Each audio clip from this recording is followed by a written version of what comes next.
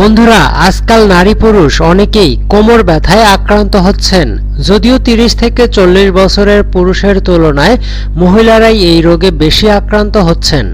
কোমরের ব্যথা, কোমরের চারপাশে ব্যথা, পায়ের গোড়ালি, হাঁটু, কনুই, পিঠ, ঘাড় এবং প্রতিটি হাড় জয়েন্টে প্রতিদিনই তারা আক্রান্ত হচ্ছেন, ভুগছেন এবং পুরুষেরাও 40 পেরোনোর পরেই এই ধরনের ব্যথা বা হাড় জয়েন্টের ব্যথায় আক্রান্ত হচ্ছেন।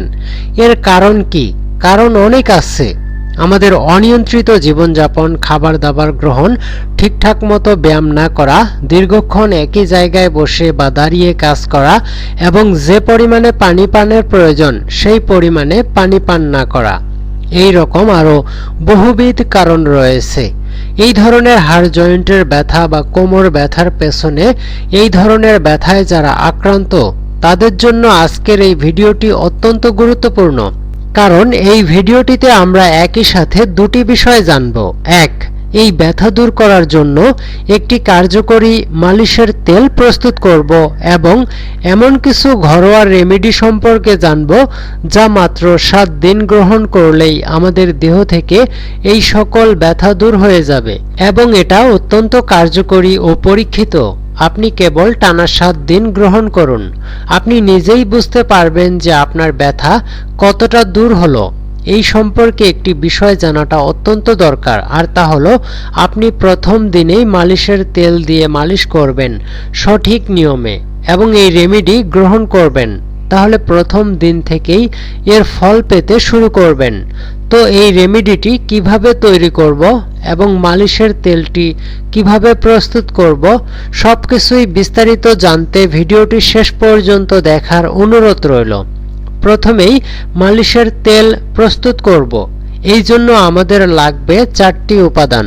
প্রথমেই নিচ্ছি 100 গ্রাম একদম খাঁটি সরিষার তেল, 5 গ্রাম লবঙ্গ বা লং, 10 গ্রাম আজওয়াইন বা জোয়ান দানা, যে নামেই আপনি একে চেনেন না কেন আপনি এটি যে কোনো মশলার দোকানে সহজেই পেয়ে যাবেন। এবং এরপরে আমাদের লাগবে রসুন। রসুন লাগবে 7 থেকে 8টি কোয়া। আর খেয়াল রাখবেন যে লবঙ্গ ব্যবহার করবেন এই লবঙ্গের মাথার ফুলগুলো যেন থাকে, ফুল সহ লবঙ্গ অবশ্যই নিতে হবে। এরপরে আমাদের এই লবঙ্গ, আজওয়াইন এবং রসুনকে একসাথে ভালো করে গুঁড়ো করে নিতে হবে। গুঁড়ো করতে হবে বা পিষে নিতে হবে। রসুন তো গুঁড়ো হবে না, তবে এটাকে থেতো বা গ্রেট করে নিতে হবে। আর আজওয়াইন বা লবঙ্গকে আলাদাভাবে গুঁড়ো করতে হবে। সরিষার তেল খুব হালকা আঁচে গরম হতে দিন আর তারপরেই এই 3টি উপাদান সরিষার তেলে মিশিয়ে দিন। হালকা আঁচে জাল দিতে থাকুন 3 থেকে 4 মিনিট। এর মধ্যে রসুনের কোয়া একদম গাঢ় ব্রাউন বাদামি রঙের হয়ে যাবে। তারপরেই তাপ বন্ধ করুন এবং অল্প ঠান্ডা হয়ে এলে যে কোনো কাচের জারে এটি সংরক্ষণ করুন।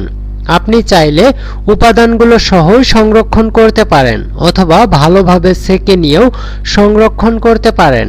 আমি সবসহই একেবারেই কাচের জারে সংরক্ষণ করছি। এতে করে এর প্রতিটি উপাদানের পোষক তন্তু এই তেলের সাথে খুব ভালোভাবে মিশে যাবে।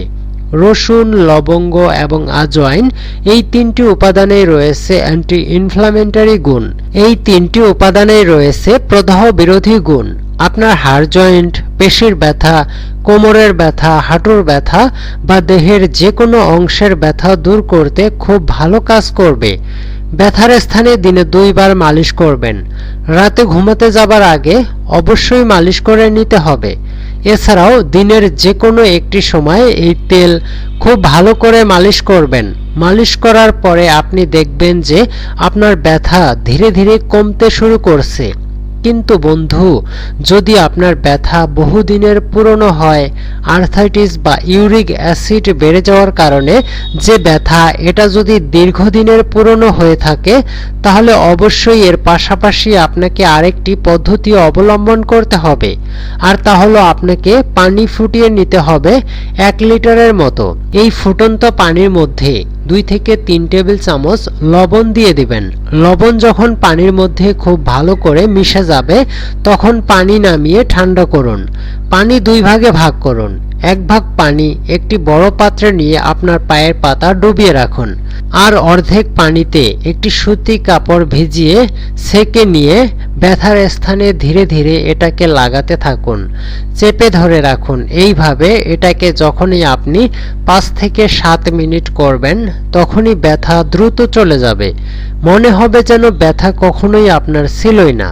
তো এই দুইটি উপায় আপনারা যদি একই সাথে প্রয়োগ করেন তাহলে আপনার ব্যথা দ্রুত সেরে উঠবে, মনে হবে যেন ব্যথাই ছিল না।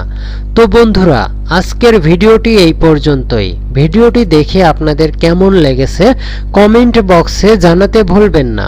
ভিডিওটি যদি আপনাদের কাছে ভালো ও উপকারী মনে হয়ে থাকে তাহলে বেশি বেশি শেয়ার করে সবাইকে আজকের রেমেডি সম্পর্কে জানিয়ে দিবেন, যাতে সকলেই উপকৃত হতে পারেন, সুস্থভাবে জীবনযাপন করতে পারেন। ধন্যবাদ, ভালো থাকবেন। দেখা হবে পরবর্তী নতুন কোনো ভিডিওতে।